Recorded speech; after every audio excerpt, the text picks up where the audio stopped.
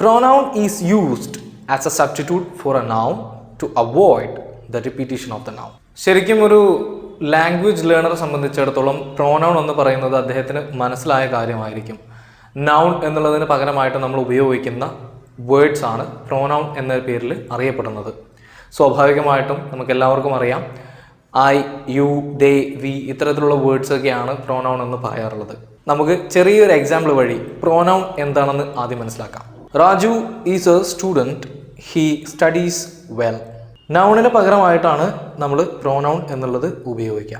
ഇതിൽ ആദ്യത്തെ സെന്റൻസിൽ രാജു ഈസ് എ സ്റ്റുഡൻറ്റ് എന്ന് നമ്മൾ പറഞ്ഞു. രണ്ടാമത്തെ സെന്റൻസിൽ രാജു എന്ന പേര് റിപ്പീറ്റ് ചെയ്യുന്നതിന് പകരം ഹി എന്ന വാക്കാണ് നമ്മൾ ഉപയോഗിച്ചത്. അതുകൊണ്ട് തന്നെ ഹി എന്ന് പറയുന്നത് പ്രോനൗൺ ആണ്. പ്രോനൗൺ എന്ന് പറയുന്നത് മറ്റേതൊരു ഗ്രാമർ ടേം പോലെയും അതും ക്ലാസിഫൈ ചെയ്തിട്ടുണ്ട് പല രീതിയിലായിട്ട്. ഇത് ഏതൊക്കെയാണെന്ന് നമുക്കൊന്ന് നോക്കാം. Personal pronoun, possessive pronoun, reflexive and emphatic pronoun, demonstrative pronoun, distributive pronoun, indefinite pronoun, reciprocal pronoun, interrogative pronoun, relative pronoun. ഇത് നമുക്ക് ഓരോന്നായിട്ടൊന്ന് നോക്കാം.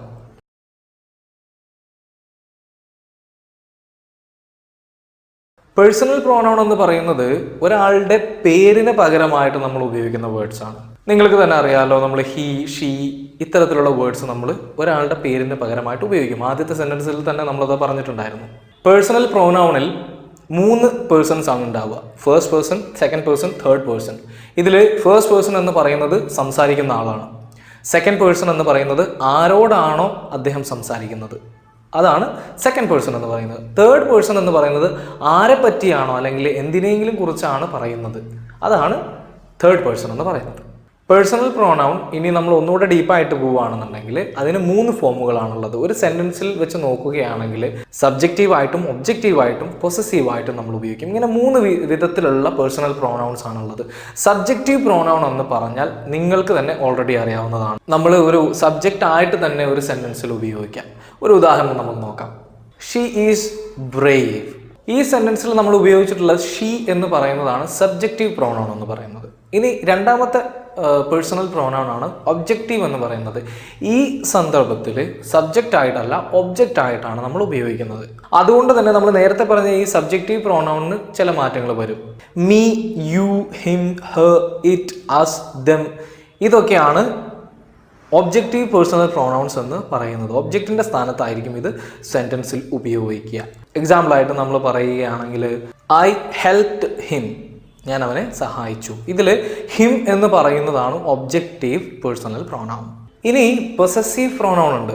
പൊസസീവ് എന്ന് പറഞ്ഞാൽ നിങ്ങൾക്കറിയാലോ, പൊസഷൻ കാണിക്കുന്നതിന് വേണ്ടിയിട്ട് തന്നെ നമ്മൾ പലതരത്തിലുള്ള വേർഡ്സ് ഉപയോഗിക്കാറുണ്ട്. അത്തരത്തിലുള്ള ഒരു വേർഡായിട്ട് തന്നെയാണ് ഇതിലും ഉപയോഗിച്ചിട്ടുള്ളത്. പൊസസീവ് അഡ്ജക്റ്റീവ് എന്ന് പറയുന്നത് my, your, his, her, its, our, their. ഒരു എക്സാമ്പിൾ നമുക്ക് പറയാം. My friend Sumi is a doctor. ഇതിൽ നമ്മൾ പൊസഷൻ കാണിക്കുന്നതിന് വേണ്ടി ഉപയോഗിച്ചിരിക്കുന്ന മൈ എന്ന വേർഡ് പൊസസീവ് അഡ്ജക്റ്റീവ് ആണ്.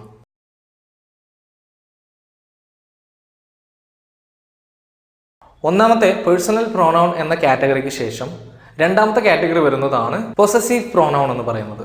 പൊസസീവ് അഡ്ജക്റ്റീവിൽ നിന്നും ഇത് കുറച്ച് വ്യത്യാസമാണ്. നമ്മൾ പേഴ്സണൽ പ്രോനൗണിൽ പൊസസീവ് അഡ്ജക്റ്റീവിനെ കുറിച്ച് പറഞ്ഞിട്ടുണ്ടായിരുന്നു. പൊസസീവ് പ്രോനൗണിലേക്ക് വരുന്ന സമയത്ത് ഇതിന് ചെറിയൊരു വ്യത്യാസമുണ്ട്. പൊസസീവ് പ്രോനൗൺ നൗണിന് ശേഷമായിരിക്കും വരിക. അത് ഏതൊക്കെയാണെന്ന് നമുക്ക് നോക്കാം.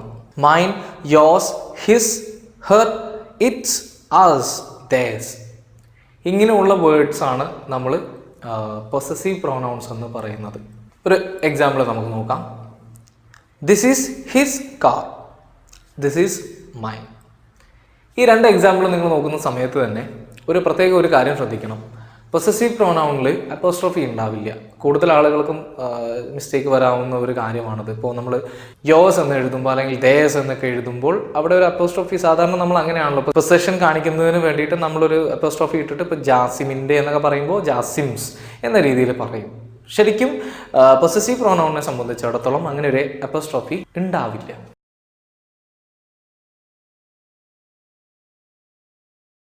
ഇനി അടുത്തതാണ് റിഫ്ലെക്സീവ് ആൻഡ് എംഫാറ്റിക് പ്രോനൗൺ എന്ന് പറയുന്നത്. ഇതിൽ സെൽഫ് എന്ന word my, your, his, her, it എന്നുള്ളവയിലേക്കും സെൽസ് എന്നുള്ളത് അവർ, യോർ, them എന്നിവയിലേക്ക് നമ്മൾ ചേർക്കുന്നുണ്ട്. ഇതിൽ ഒരു സെന്റൻസ് പറയുന്ന സമയത്ത് അതിൻ്റെ ഒരു ആക്ഷൻ സബ്ജക്റ്റിലേക്ക് തന്നെയാണ് വരുന്നത് എങ്കിൽ നമ്മൾ റിഫ്ലെക്സീവ് പ്രോനൗൺ എന്ന് പറയും. സിംഗുലർ പ്ലൂറൽ എന്നുള്ള രീതിയിൽ ഇതുണ്ട്. സിംഗുലർ ആയിട്ട് മൈസെൽഫ്, യോർസെൽഫ്, ഹിംസെൽഫ്, ഹെർസെൽഫ്, ഇറ്റ്സെൽഫ് എന്ന രീതിയിലും, പ്ലൂറൽ ആയിട്ട് ourselves, yourselves, themselves, ബാക്കിയുള്ള അതായത് ഹെർസെൽഫ് ആണെങ്കിലും ഇറ്റ്സെൽഫ് ആണെങ്കിലും നമ്മൾ themselves എന്ന് തന്നെയാണ് പറയുക. വളരെ സിമ്പിളായിട്ട് മനസ്സിലാക്കാൻ ഒരു ചെറിയ എക്സാമ്പിൾ നമുക്ക് പറയാം. I cut myself, we cut ourselves, you will cut yourself. ഇത്തരം സെൻറ്റൻസുകളിലൊക്കെ നമ്മൾ ഓരോ തരത്തിലുള്ള വേർഡ്സ് ആണ് ഉപയോഗിച്ചിരിക്കുന്നത്. സിംഗുലർ ആയിട്ടും പ്ലൂറൽ ആയിട്ടുമാണ് ഇത് ഉപയോഗിച്ചിരിക്കുന്നത്. ഇനി അതേസമയം നമ്മളൊരു പെർട്ടിക്കുലർ ആക്ഷൻ എംഫസൈസ് ചെയ്തിട്ടാണ് ഇത് പറയുന്നത് എങ്കിൽ അതിന് എംഫാറ്റിക് പ്രോനൗൺ എന്നാണ് പറയുക. ഓക്കെ, അതായത് സംഭവം സെയിം തന്നെ ആയിരിക്കും, പക്ഷെ പേര് ജസ്റ്റ് മാറും. ഇപ്പോൾ നമ്മൾ പറയാറുണ്ടല്ലോ ഐ മൈസെൽഫ് ഡിഡ് ഇറ്റ്. ഇനി അതല്ല എങ്കിൽ ദേ ദംസെൽഫ് ഡിഡ് ഇറ്റ് എന്ന രീതിയിൽ നമ്മൾ പറയാറുണ്ടല്ലോ. അതായത് എംഫസൈസ് ചെയ്യുന്ന പറയുന്ന സമയത്ത് അതിൻ്റെ സ്ഥാനവും മാറുന്നുണ്ട്, അതിൻ്റെ പേരും മാറുന്നുണ്ട്.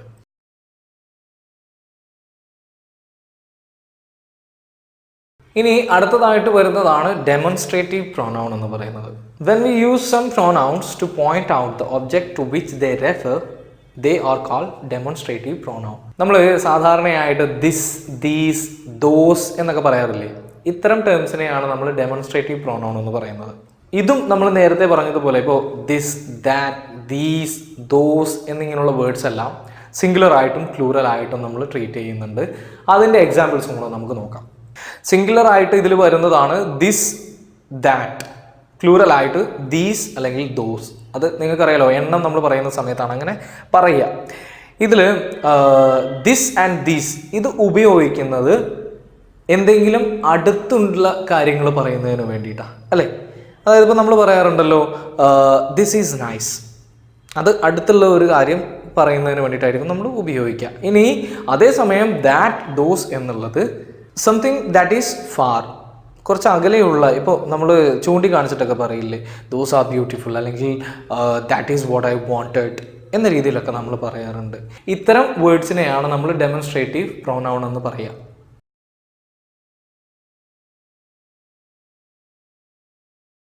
ഇനി അടുത്ത് വരുന്നതാണ് ഡിസ്ട്രിബ്യൂട്ടീവ് പ്രൊനൗൺ എന്ന് പറയുന്നത്.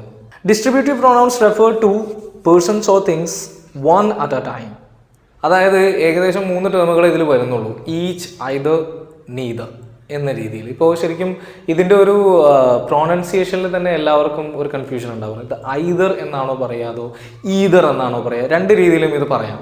Okay, either, either, neither, neither, ഈ 2 രീതിയിലും ഇത് പറയാം. ഇതൊക്കെ നമ്മൾ ഉപയോഗിക്കുമ്പോൾ we are pointing out one at a time. പിന്നെ അത് മാത്രമല്ല ഇവയെ നമ്മൾ സിംഗുലർ ആയിട്ടാണ് കണക്കാക്കുക കേട്ടോ. അതുകൊണ്ട് തന്നെ ഇവയ്ക്ക് ശേഷം സിംഗുലർ വേർബ് തന്നെയാണ് വരേണ്ടത്. ഒരു എക്സാമ്പിൾ നമുക്ക് നോക്കാം. Each of the classes in English guru is awesome, neither of the trainers lazy. ഈ സെൻറ്റൻസുകളിലൊക്കെ നമ്മൾ ഉപയോഗിച്ചിരിക്കുന്ന ഈച്ച്, ഐദർ, നീദർ ഇത്തരത്തിലുള്ള വേർഡ്സ് എല്ലാം ഡിസ്ട്രിബ്യൂട്ടീവ് പ്രൊനൗൺ ആയിട്ടാണ് വരിക.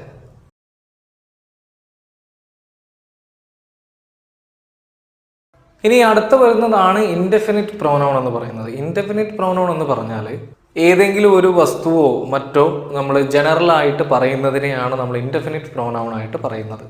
അത്തരം വേർഡ്സ് സൂചിപ്പിക്കാൻ വേണ്ടിയിട്ട് നമ്മൾ ഉപയോഗിക്കുന്ന വേർഡ്സ് ആണ് ഇൻഡെഫിനിറ്റ് പ്രൊനൗൺസ് എന്ന് പറയുന്നത്. അത് ഏതൊക്കെയാണെന്ന് വെച്ചാൽ ഇപ്പോൾ നമ്മൾ പറയാറുണ്ടല്ലോ വൺ അല്ലെങ്കിൽ some, none, somebody, nobody, anybody, everybody, ഇത്തരത്തിലുള്ള വേർഡ്സ് എല്ലാം ഉണ്ടല്ലോ.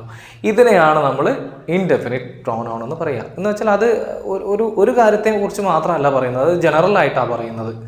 അതിന് നമുക്കൊരു എക്സാമ്പിൾ നോക്കാം. None of them is bad, some are nice people. അപ്പോൾ നമ്മൾ ഇത്തരം കാര്യങ്ങളൊക്കെ പറയാൻ വേണ്ടിയിട്ട് ഉപയോഗിക്കുന്ന ഇത്തരം വേർഡ്സ് എല്ലാം ഇൻഡെഫിനിറ്റ് പ്രൊനൗൺസ് ആയിരിക്കും.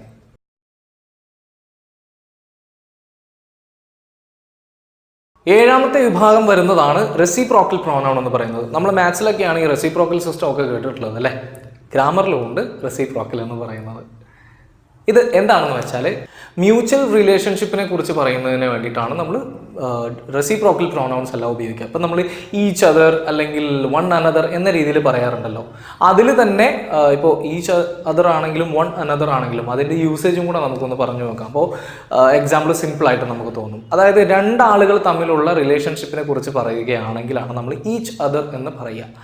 ദേ started to love each other.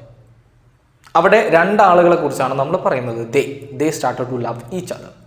ഇനി രണ്ടിൽ കൂടുതൽ ആളുകൾ വരുന്നുണ്ട് എങ്കിൽ നമ്മൾ വൺ അനദർ ആണ് ഉപയോഗിക്കുക. അതായത് we should all love one another. ഇവിടെ വൺ അനദർ എന്നുള്ളത് കൊണ്ട് ഉദ്ദേശിക്കുന്നത് എന്താണ്? We should all love. Okay, we should എന്ന് വെച്ചാൽ രണ്ടിൽ കൂടുതലാണ് അവിടെ ആളുകൾ വരുന്നത്. അപ്പോൾ നമ്മൾ ഈച്ച് അതർ അല്ല വൺ അനദർ ആണ് ഉപയോഗിക്കുക.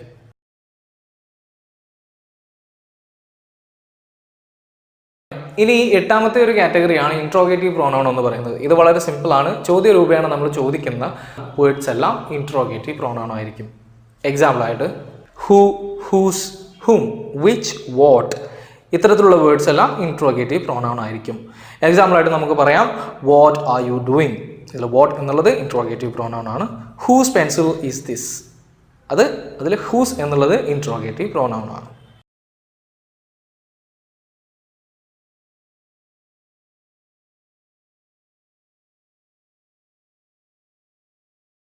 ഇനി അടുത്ത വരുന്നതാണ് റിലേറ്റീവ് പ്രോനൗൺ എന്ന് പറയുന്നത്. നമ്മുടെ ഇംഗ്ലീഷ് ഗ്രൂപ്പിൻ്റെ സെക്കൻഡ് ലെവൽ ക്ലാസ്സുകളിൽ റിലേറ്റീവ് പ്രോനൗൺ എന്ന് പറഞ്ഞിട്ട് ഒരു സെപ്പറേറ്റ് ക്ലാസ് തന്നെ നമുക്ക് വരുന്നുണ്ട്. എങ്കിൽ കൂടെ ഞാൻ വളരെ ചുരുക്കത്തിൽ റിലേറ്റീവ് പ്രോനൗണിനെ കുറിച്ച് പറയാം.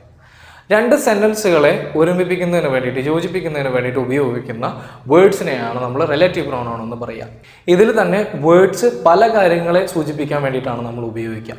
ഏതൊക്കെയാണ് റിലേറ്റീവ് പ്രോനൗൺസ് എന്ന് ചോദിച്ചാൽ who, whom, whose, what, which, that ഇവയാണ് നമ്മൾ റിലേറ്റീവ് പ്രോനൗൺസ് എന്ന് പറയുന്നത്. അതിൽ തന്നെ ഓരോ വേർഡ്സും ഓരോ കാര്യങ്ങളെ സൂചിപ്പിക്കുന്നതിന് വേണ്ടിയിട്ടാണ് നമ്മൾ ഉപയോഗിക്കുന്നത്. ഹൂ അല്ലെങ്കിൽ ഹും എന്നുള്ളത് വ്യക്തികളെ സൂചിപ്പിക്കുന്നതിന് വേണ്ടിയിട്ടാണ് നമ്മൾ പറയുക. Example this is the person who joined yesterday.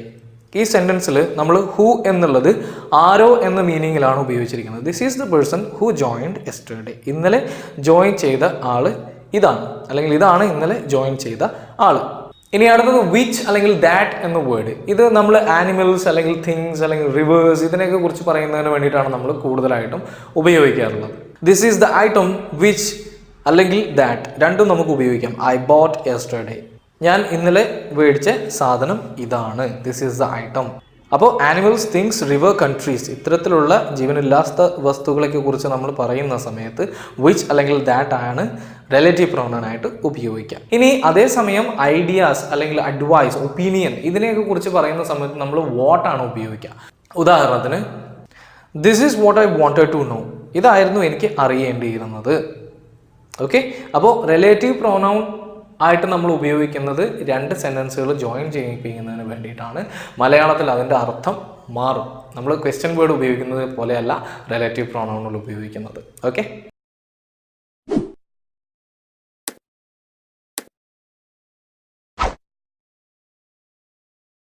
So friends, ഇന്ന് നമ്മൾ പഠിച്ചത് പ്രോനൗൺസിനെ കുറിച്ചാണ്. നിങ്ങൾക്കത് വ്യക്തമായി എന്ന് ഞാൻ വിശ്വസിക്കുന്നു. ഇനി നിങ്ങൾക്ക് ഇതിൽ എന്തെങ്കിലും സംശയങ്ങളുണ്ട് എങ്കിൽ ജസ്റ്റ് കമൻറ്റ് ബോക്സിൽ കമൻറ്റ് ചെയ്യുക. I will definitely reply you. മാത്രമല്ല, ഈ വീഡിയോ വൈൻഡപ്പ് ചെയ്യുന്നതിന് മുന്നേ ആയി നിങ്ങൾ ഈ വീഡിയോ ലൈക്ക് ചെയ്യുക, യൂസ്ഫുൾ ആണെന്ന് കണ്ടാൽ എല്ലാവരിലേക്കും എത്തിക്കുക, സബ്സ്ക്രൈബ് ചെയ്യുക. അപ്പോൾ അടുത്ത വീഡിയോയിൽ നമുക്ക് കാണാം.